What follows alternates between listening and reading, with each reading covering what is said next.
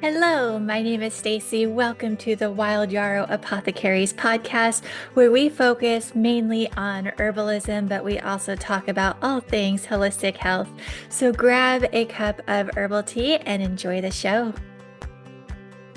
Hello, and welcome to this podcast episode where we are going to be talking about how I support my body for better sleep.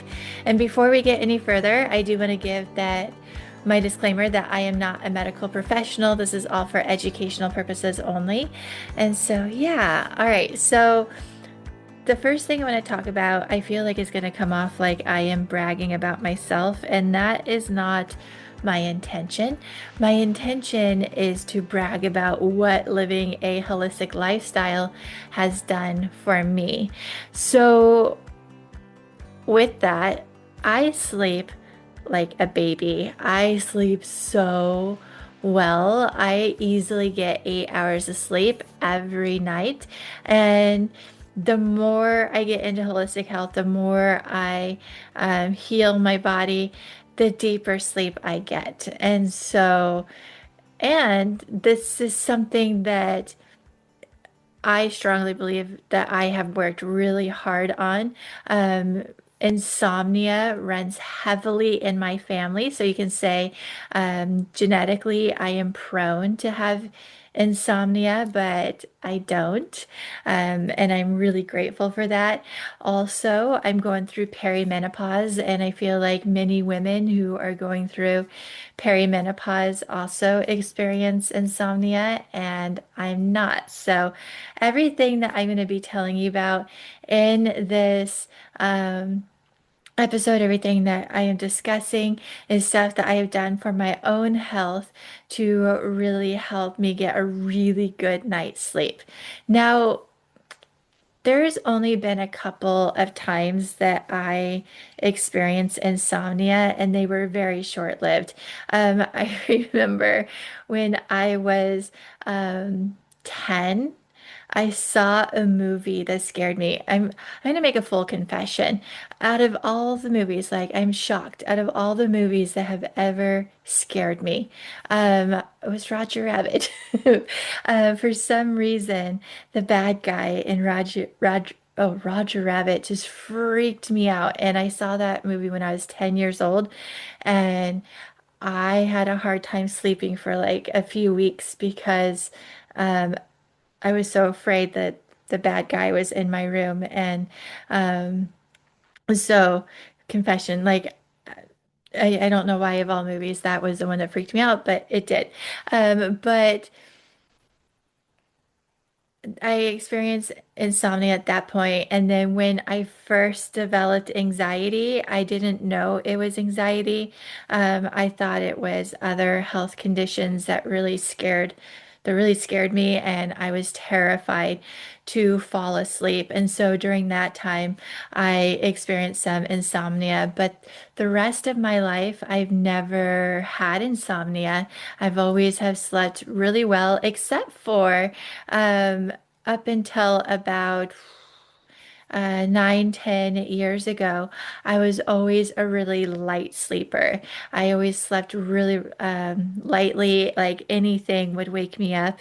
Um, and it always took me at least, at a bare minimum, it would take me at least a half an hour to fall asleep. It would always take me like at least 30 minutes. A lot of times it would take me an hour to fall asleep. But with everything that I've done for my health, I can fall asleep now within like 5 minutes. Within 5 minutes, I can fall asleep and I go into a really deep sleep. Um, I've gotten to the point where noises that I'm used to, I can sleep through, but noises that are different still wake me up, which I'm fine with. Like, I'm totally good with different noises waking me up. But yeah, so let's talk about what I do for my body. to be able to sleep like this. So the first thing, hands down, this is what I swear is the number one thing that is helping with my sleep, and I don't think you guys are gonna like it. I know if I heard this like 15 years ago, I'd be like, oh, that's horrible. Um, but is nutrition. Nutrition, like the better I eat, the better I sleep. Um, Nutrition. And it's not just eating healthy, it's eating healthy for my body. So I think that I strongly believe that there are people that are out there eating healthy, but not healthy for their body. So you got to figure out what foods work best for you. I know that if I drink alcohol, I don't sleep very well. And if I eat certain foods, I don't sleep very well. Especially if I eat like a lot of wheat, a lot of sugar. I don't sleep well at all. Um, if I eat dairy, I don't sleep well at all. So it's more of like what foods support my body. And about 8 years ago, I think. No, maybe more like 8, 9 years ago. I was a vegetarian and I thrived on that. And I slept pretty well on being a vegetarian until I didn't. And now what's working well for me right now in the season of my life is a high fat, high protein, low carb diet. And so I will be continuing to do that um, until it doesn't work anymore. So that is what I am doing at the moment. And I do think that fat is really, really important, like not trans fats. So you don't want trans fats, but fats, whether you're getting it from meat, avocados, walnuts, fish, chia seeds, flax seeds, whatever is working best for your body. I think fats are so, so important because, in my opinion, if you are not getting proper sleep, that probably means that your nervous system is a little out of whack. And fats are so good for the nervous system. So fats are so, so needed. Um, so nutrition, hands down, is what is helping me um, with my insomnia, or not insomnia. It was helping me get a better sleep. I don't have insomnia. Um, so so yeah, also getting the proper amount of vitamins and minerals is really important. So let's say that sorry, too many thoughts in my head. Let's rewind. Too many thoughts in my head. So magnesium. Magnesium is really, really important for sleep. Magnesium is nicknamed the relaxant mineral. So we want magnesium. Also, vitamin C is important for sleep. Vitamin D is important for sleep. And probably pretty much all the other vitamins and minerals too, but those are going to be our top three vitamins that we really want to get in our body for really good sleep. Um, but all the other ones are super important as well. Give me just a second. I'm going to get a drink of water here real quick.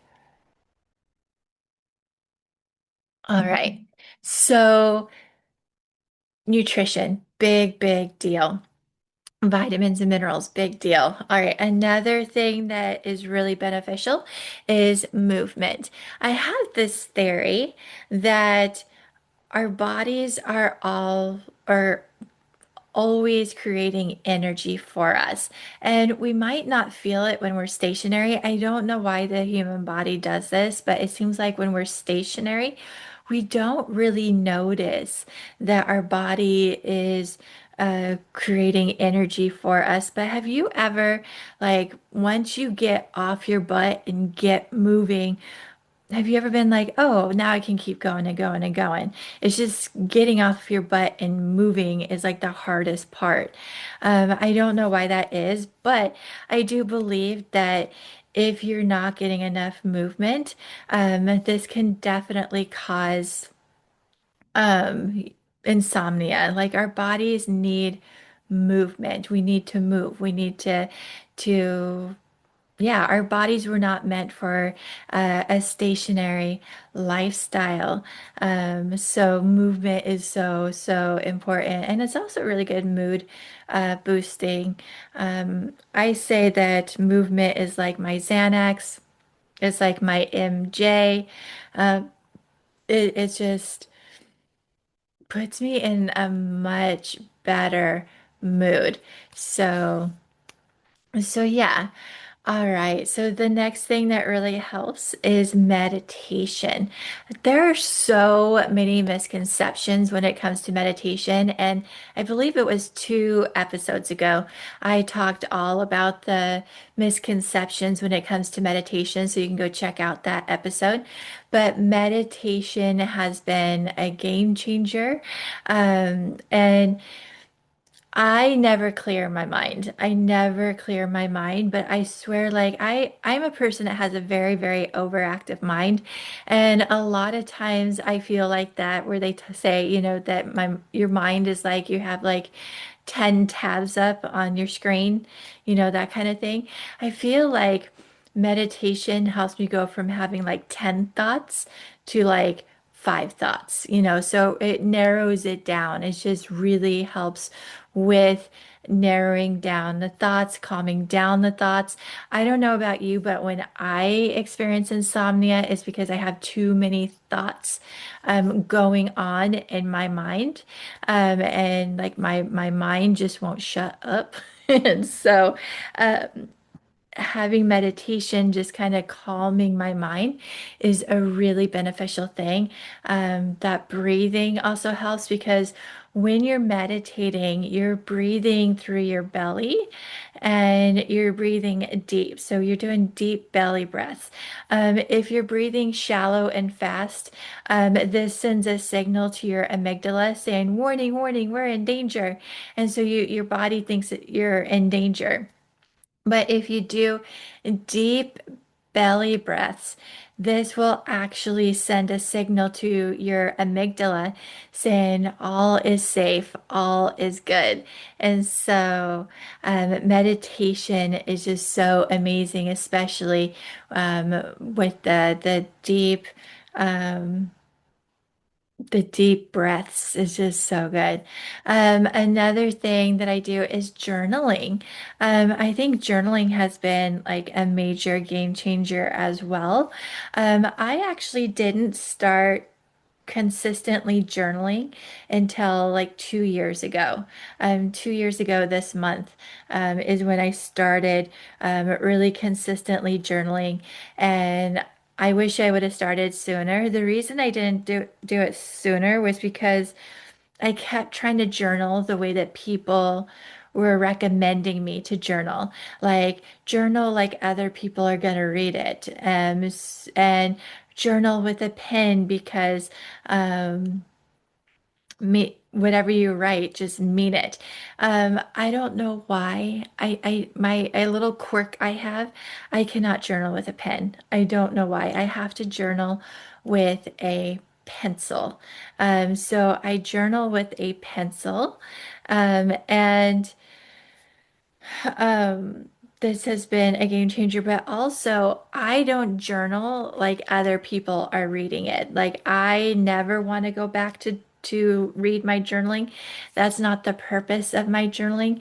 For me, journaling is healing. It's a healing tool. It's where I get all my thoughts out. It's where I do lots of affirmations, which we're going to talk about affirmations more in a moment. I know it sounds woo-woo, but I use it more in a scientific way. But I write a lot of affirmations down. I and it's just for me, and a lot of it doesn't make sense. Like a lot of what I journal does not make sense except for me. And then what I like to do, and I know some people might be upset with this, but I like to burn my journal. I like to burn it.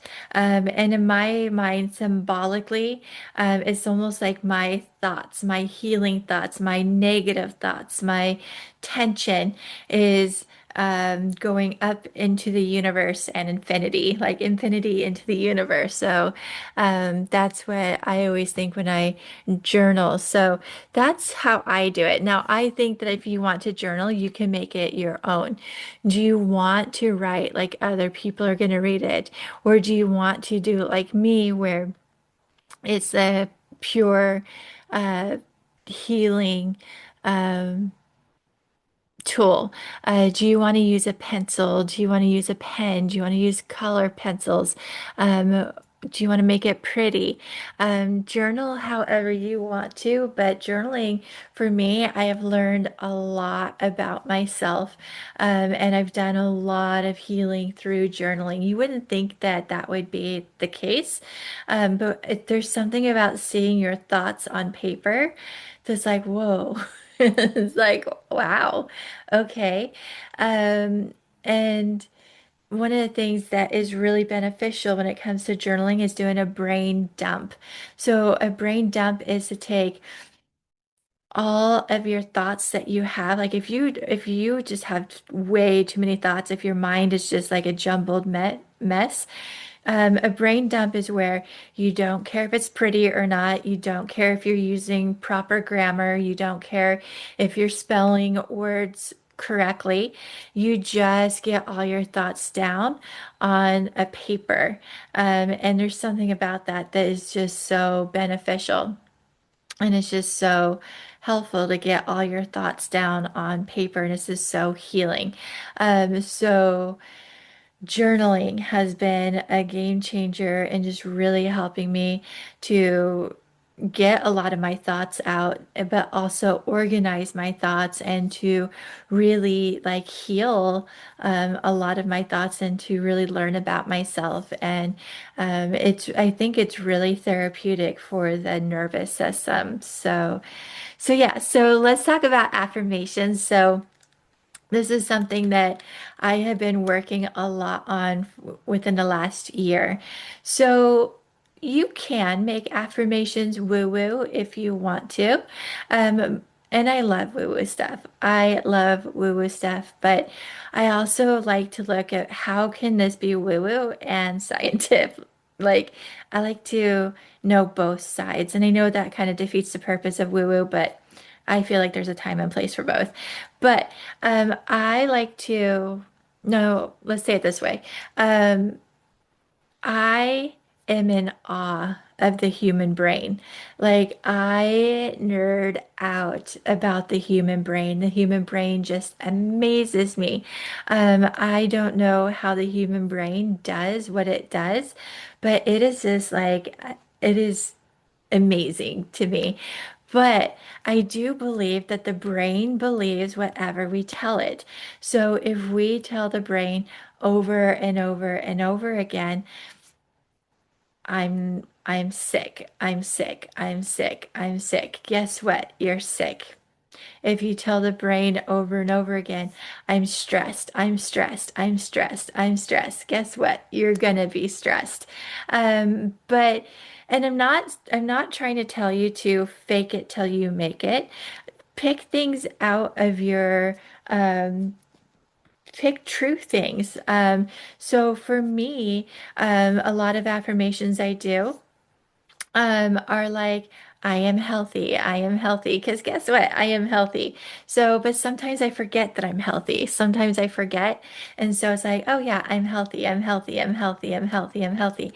Another thing, especially if you're prone to like anxiety, and I feel like if you have insomnia, you may have a little bit of anxiety. Something is keeping you up at night. And sometimes this can mean that we're not feeling like we're safe. And so if you physically are not safe, this will not apply to you. So this does not apply to if you are not safe. If you are not safe, please find a way to get safe. But this is more for people who are truly safe, but maybe for some reason they don't feel safe. So you're not lying to yourself. You tell your I get bossy sometimes and I get really excited. I catch myself every time. It's beneficial to say, I am safe. I am safe. I am safe. And this is something that I've been working on for the past year is to really tell myself that I am safe. I feel safe. I see that I am safe. I know that I am safe. My nervous system is safe to heal. I am safe to sleep. Um, Another thing is you can say, maybe at night, say, I am sleepy, I am sleepy, I am sleepy, I am sleepy, because you probably are, you're probably sleepy. It's just your body hasn't caught up to it yet. So say, I am sleepy at night. And so like I said, I don't feel like we're faking it till we make it. We're actually telling our brain just what it doesn't know. So you are safe. I hope you're safe. At night, you are sleepy. Um, at night, it is safe to sleep. I am safe to sleep. I am safe to sleep. So, and your mind, after you tell your brain certain things over and over again, it will definitely start to believe you. And this has been something that has been a game changer for me as well, is to really, really retrain my brain. I'm retelling my brain stuff, reteaching the brain that, you know, I I am relaxed. I am relaxed. I am calm. I am safe. Um, I am safe to sleep. I am safe to sleep deeply. So, so you can maybe try stuff like that as well. We talked about this a little bit already, but I just want to talk about it again, is deep breathing. So maybe when you're trying to go to sleep, focus on your breathing. So do deep belly breaths. Now, if you are someone that probably breathes shallow and fast a lot, and then you start to do deep belly breaths, you may start to feel dizzy, and this is normal. That is perfectly normal if you start to feel a little bit dizzy because your body's not used to the deep belly breaths. And so when you first start, it's okay if you feel a little dizzy. Um, but deep belly breaths, and that I've done that before a few times, especially when I've eaten really bad, and I'm like, oh, I'm having a hard time sleeping because of, eating poorly. I will start to do deep belly breaths, and it really helps out. It really helps out to calm my body, and to help me to fall asleep. It might not happen right away, but it's calmed my body to eventually fall asleep. So deep belly breaths. Excuse me while I get a drink of water. All right, this one is a hard one, and a difficult one, but one of the things that I think causes insomnia is all the screens, all the gadgets. So, um, I think that being overstimulated can definitely cause insomnia. And when we have screens in our faces all the time, I think this causes overstimulation.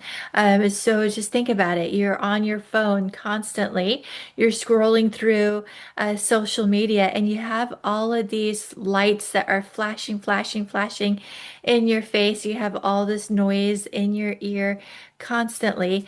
And a lot of people doom scroll. So, do you even know what you're scrolling? Do you even know what you are watching or hearing? Um, and this can overstimulate the brain. Um, I've already talked about this before, but I want to keep talking about it. Um, the more I heal, the more I'm starting to realize that boredom is a good medicine. Do you remember when we were young, when we were kids, and being bored was like the worst thing ever? It was just like horrible. Now it's like, I think we need that. I think we need to be bored.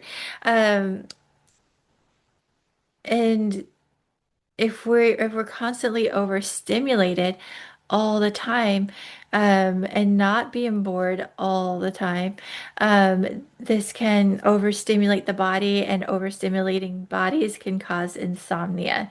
So what I like to do is like 2 or 3 times a year, depending on how I feel. I love to take social media breaks for like a week. So for a week, I will have no social media on my phone. And I do this 2 or 3 times a year. And I have found that to be so beneficial. I do try at night to not be on my phone for like 2 hours. So 2 hours at night, at least, I'm not on my phone. If I have to be on my phone, thankfully the phones now have the warm screen. So you have the blue and the warm. They did have glasses. You could do the glasses if you want to. So the blue light glasses.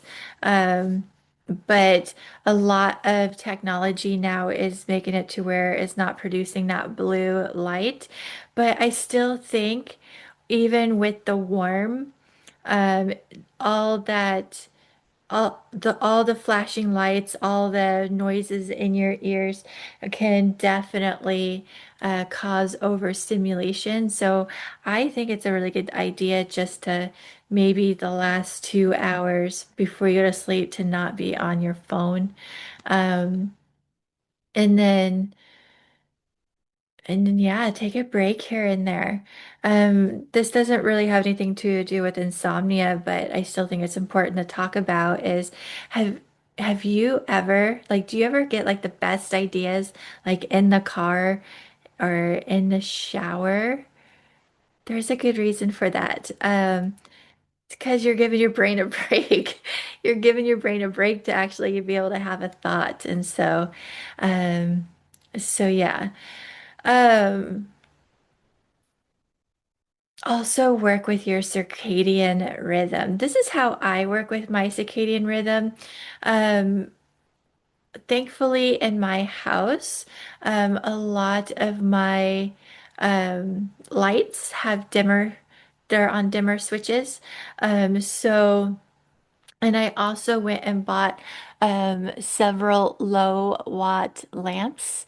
And so, what I do is when I wake up in the morning, I slowly start turning my lights on. I don't immediately turn bright lights on. I very, very slowly start to uh, turn lights on.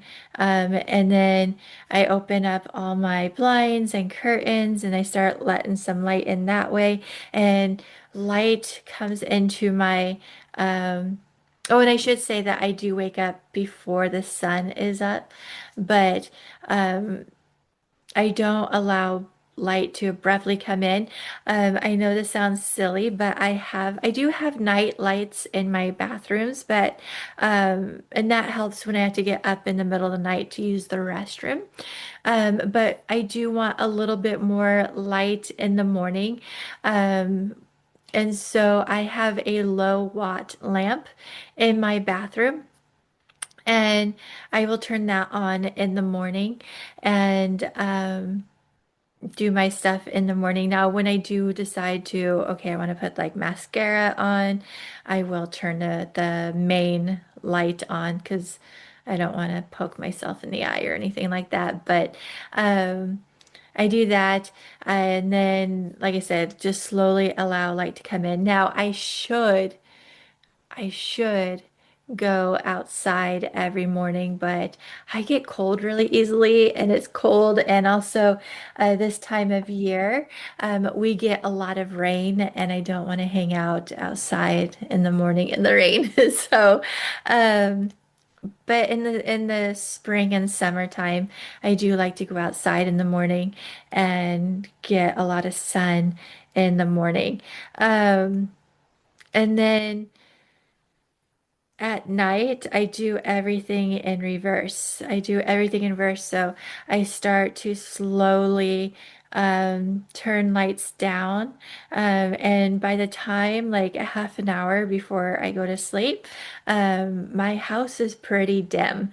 Um, there's not a lot of light in my house right before I go to bed.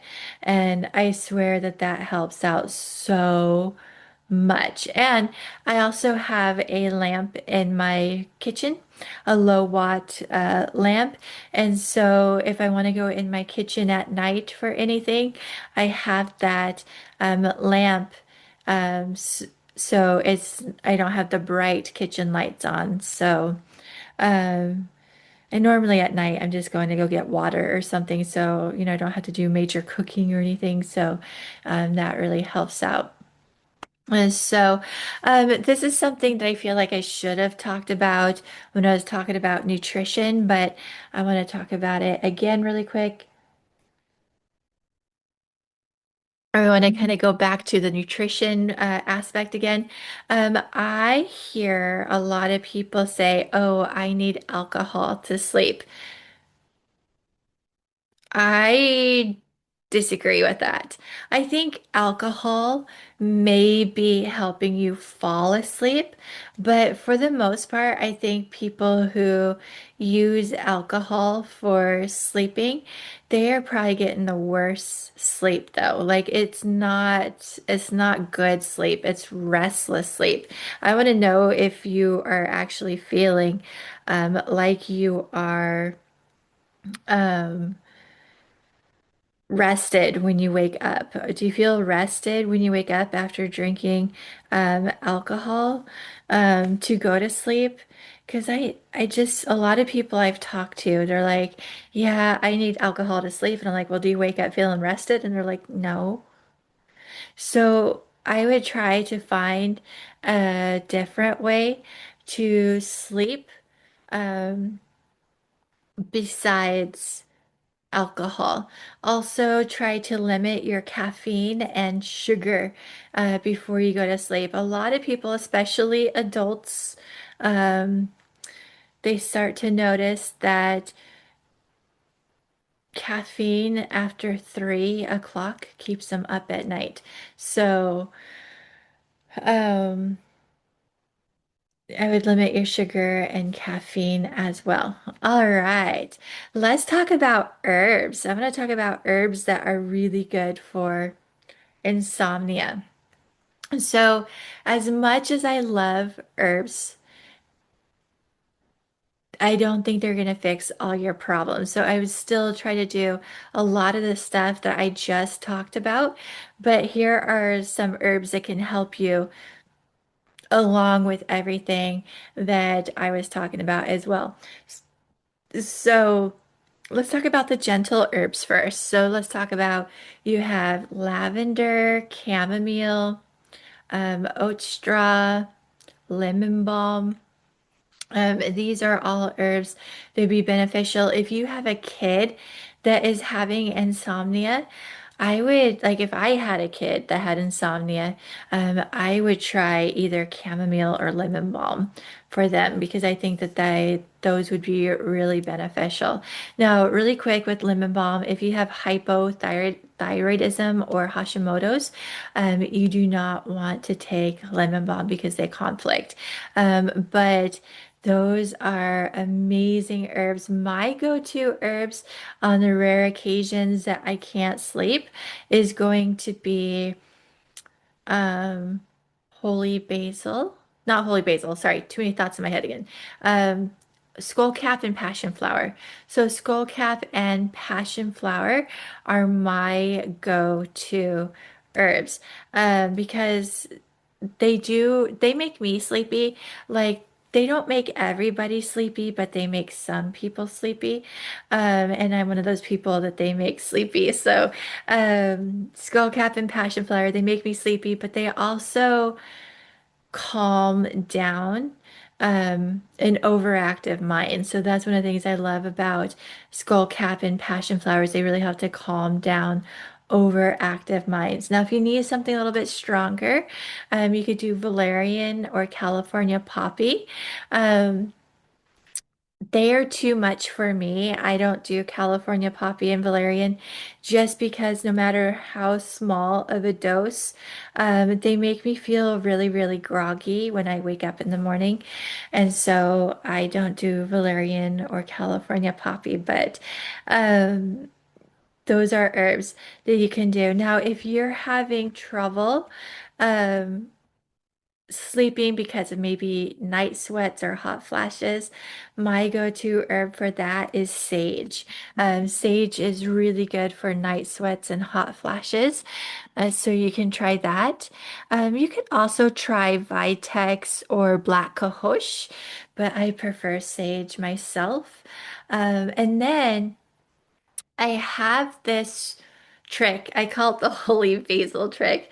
So I had this trick. I had a client do this like 3 years ago, and it worked so well. And then I started having multiple clients try this, and they have had good luck with it. And technically, this trick should only work for people who can fall asleep, but then wake up and can't go back to sleep. But I have been having really good luck with this for every type of insomnia. So I'm not sure why it's working for every type of insomnia. But this, I call it the holy basil trick. So what you do, um, is you take holy basil. You can drink it in a tea or you can take it in a tincture.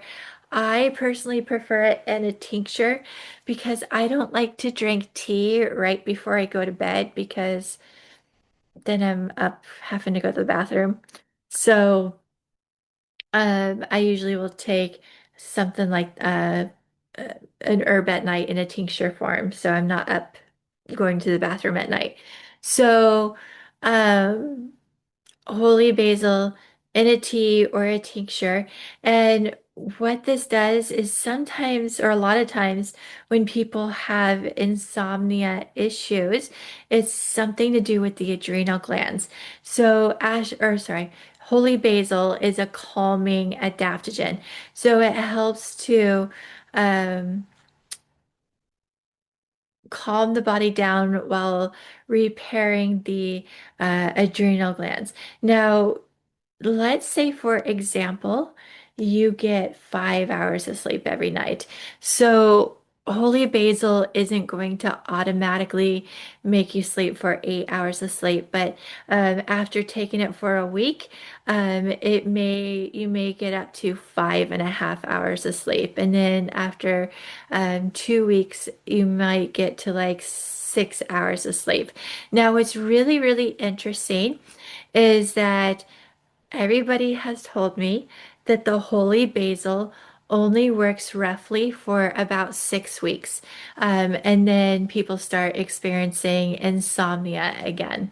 So then what I have them do is I have them switch out the holy basil for tart cherry juice.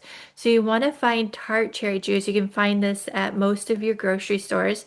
Try to make sure that it has zero added sugar. So zero added sugar. And so you want tart cherry juice. Now, it sounds like it should be good. I don't think it's good. I do not think it's a delicious juice. I think like tart is an understatement. I say this and I tell my clients this, tart is an understatement. They don't realize it until they try it and they're like, "Oh my gosh, you were not kidding about the tart." Yeah, it is tart, tart, tart. So what you're going to want to do is you're going to want to get about two. shot worths. So 2 shot worths of the tart cherry juice, and I just chug it. So you're just gonna want to chug the tart cherry juice because, in my opinion, it's not the best tasting. You're not gonna want to drink a full glass. Just 2 shot worths, and then and tried that. Now, tart cherry juice helps to promote natural melatonin. So it's really good for helping with natural melatonin. Now, what's interesting about this is I have my clients do this, and for some reason, the tart cherry juice only works for about 6 weeks. So when this is up, when people start to have issues with going to sleep, I have them switch back to the holy basil. So I have them go back and forth between the tart cherry juice and the holy basil. And I have had people, like, I have not had one person tell me yet that this trick has not worked for them. So this is something that you can try to do. Like I said, it's not a quick fix. It's going to take a little time to build that up. Um, and so, um, this is something that you can try. So yeah, so this is what I have for insomnia. I hope that this really helps you out. I hope that with these tips that you can get some more Z's, you can get some more sleep. This is what has really helped me. Like I said, I am prone to getting insomnia because so many people, like as far as I know, everybody in my family has insomnia.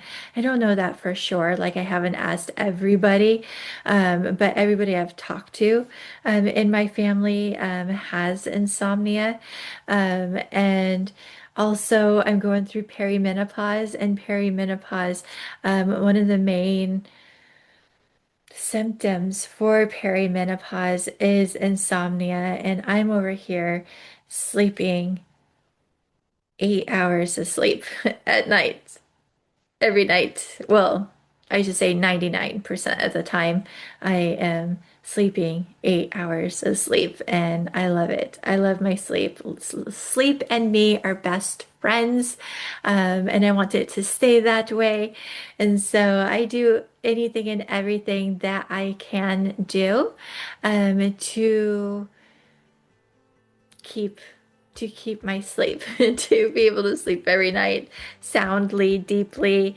And so like I said, I hope these help. If you have something that you do that helps you sleep and you want me to know, let me know. Send me a message, or if this is in YouTube, you can write down,